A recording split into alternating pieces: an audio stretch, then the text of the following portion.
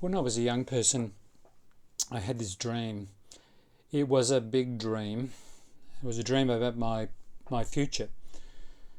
It took me a while to articulate that dream, but it nevertheless was present. It was the motivating factor for most of the things I did, the things I strived after. It shaped my disappointments. It was a dream, I guess you could say, of the perfect life. I know that sounds ridiculous, but somehow I thought as I got older, going through the period of adolescence, becoming an adult, I'd get my act together. Yes, that was the essence of it, that as I got older, I would get my act together. And I wasn't sure what that looked like, but I'd had to do with friendship, relationships, achievement, career, and it wasn't very clear, but it was very powerful. And probably I spent 2/3 of my life pursuing this powerful dream of an ideal world. And when things went wrong, naturally, of course, I felt a tremendous failure. I've failed to be the perfect child. I failed to be the perfect partner. I failed to be the perfect friend. And it's taken me a long time to learn that in a way, that dream, it's a motivating factor, but it can't be the only voice in the chorus, because more and more I recognise that ambiguity is what we have to learn to live with, and that ambiguity is not an enemy. It's just the way things are. There are very few black or white situations. We live in the grey.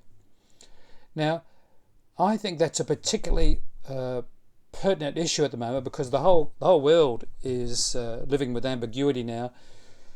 Politically, with events in America, most of us are a bit thrown by it, trying to work out the meaning of things, the future of the world.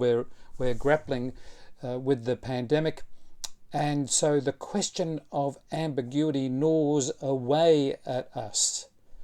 Now, in a moment we're going to explore a story which is profoundly ambiguous, but it gives us a few clues about how to live with ambiguity, how to live with doubt and uncertainty, and to accept them as the norm. The story, in many ways, is a Sunday school story. It's the story of Jonah and the whale. Now, let me just state a few obvious things. Scholars aren't sure how to classify this story. We know it's not an historical account. Describing it as mythological doesn't quite fit. It does feel a bit like a fable. But it's certainly a brilliant and creative construction. And the story itself is riddled with ambiguity. So let's just explore the story of Jonah and tease out some of these ambiguous dimensions. The story begins with Jonah being set by God a purpose or a vocation. It's not clear why he doesn't follow through on that, but it feels like he becomes anxious, and so he backs out of it. He ends up at sea. The sailors who are with him feel they're doomed because they have this Jonah who's nothing but bad luck. They throw him into the sea, and a big fish comes along and he lives in the belly of the fish. Wonderful children's story there. But note some of the powerful symbols there. Jonah begins with a sense of purpose, vocation, call it a dream. He chickens out. That's how it reads. He chickens out, and immediately he places himself in a position of great threat. There's terrible uncertainty in his life.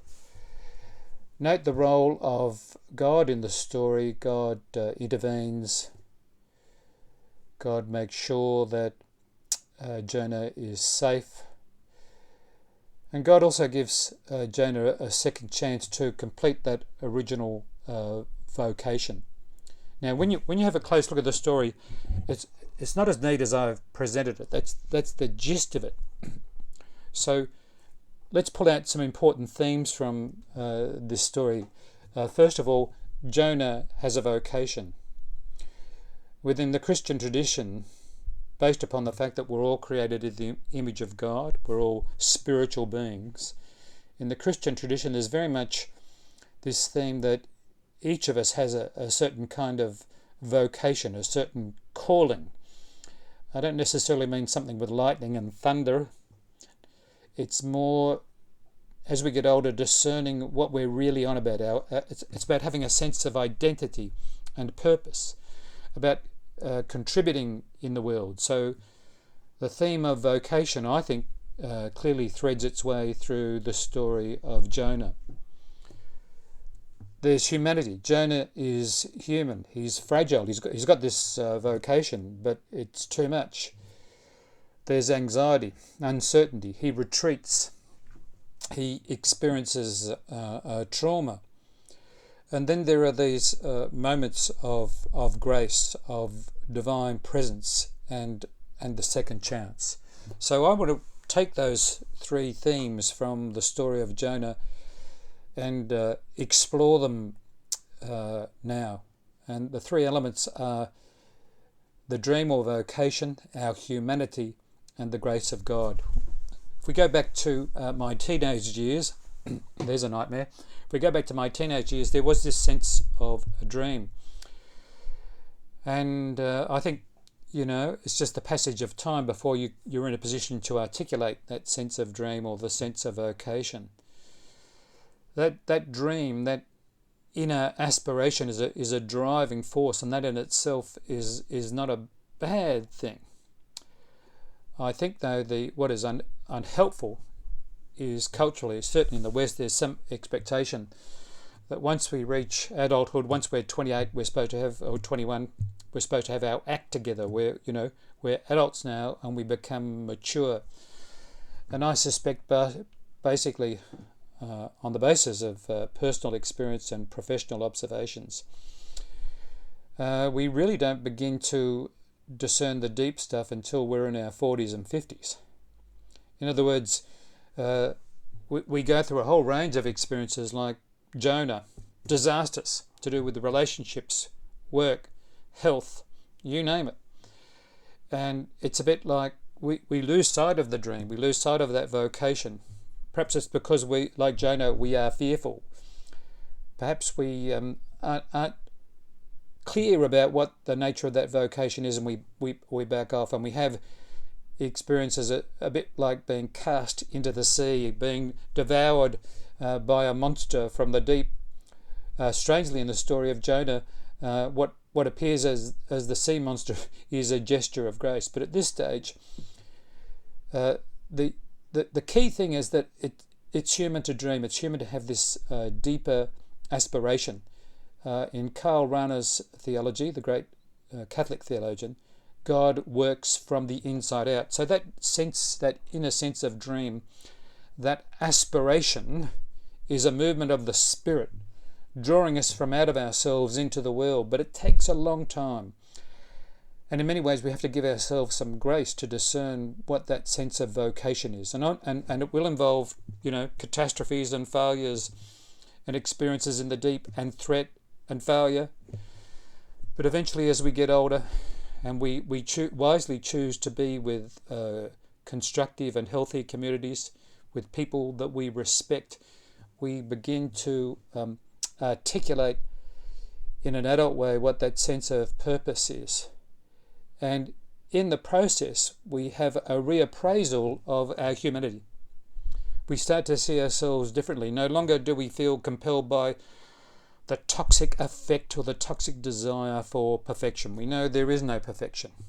We know we can't iron all the wrinkles out, that life is grey, but that in the greyness, in the ambiguity, in the uncertainty, that's where we discern not only our own sense of vocation, but we discover the people and the communities that really count, that really make a difference. And in that process, we often do a complete 180, a radical shift in the way that we see the divine. It's a shift from, I don't know if you prayed or meditate, but thinking that somehow there is an answer, there is perfection out there, and it becomes almost a daily process of sensitivity, of awareness, of contemplation, of being open to the possibilities of newness, of discovery in the here and now.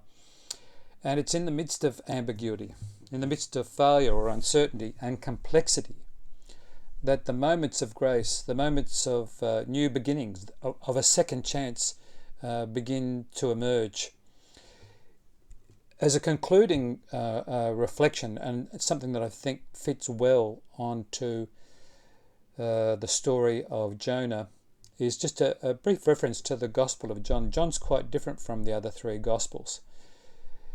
And the emphasis is very much on the here and now. And there are a series of figures that are wheeled out in the Gospel of John, like Nicodemus, the woman at the well, a whole range of figures. And in the interactions that they have with Jesus, the interactions are complex.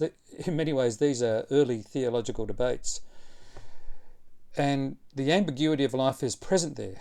There's a lot of dualisms in the Gospel of John. There's greyness, there's black and white, there's good and bad, evil, hope, despair, all sorts of things mixed up.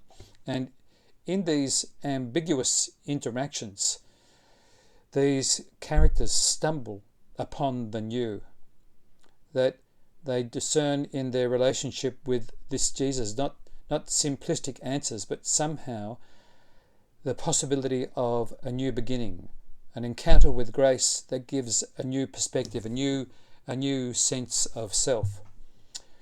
So I would suggest, if you've got some time, it's well worth going back to the story of Jonah. For most of us, we've dismissed it as a Sunday school story. What I'm suggesting is to go back and to embrace the ambiguity in the story. It's complex. There are lots of things in the story that can't be resolved.